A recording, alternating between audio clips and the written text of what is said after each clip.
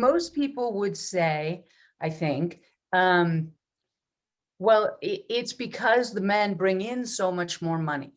They're Mhm. better athletes, they're better performers, and people like to watch men's sports. And so therefore, there's a lot more money being made that can be put towards things like a workout room.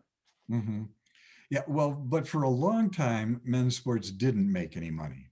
Okay, I mean they didn't come out net positive. They were Mhm. always in the hole, and they're still 90% of men's sport programs. When you look at all the men's sports, they still come out in the hole, and they need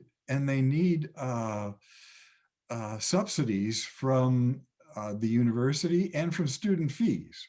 So so as this was happening, before the big TV contracts and everything, when people said, "Do we really need intercollegiate sports in the way that we're playing them?"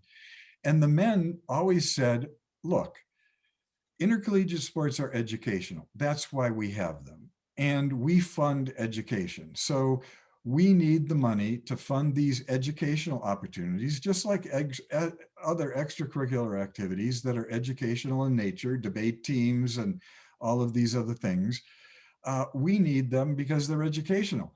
But as soon as women came around and women wanted a share of the money, then men said, "Wait a minute, we're generating more money with our football programs. You're generating no money, so you don't deserve it." And the women are saying, "Wait a minute, you've been saying sports are educational and that's why you need money, and we're making the same argument you've made for the last 80 years, and you're telling us now that that's wrong."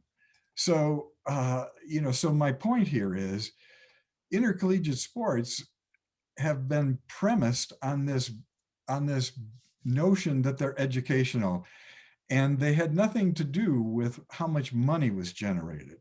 So are you going to support them because they're educational or not? And that is the only issue.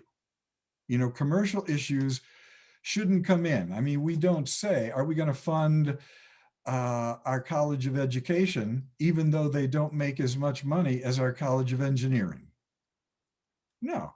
I mean, we need to have education. This is part of what a university is supposed to be about. So,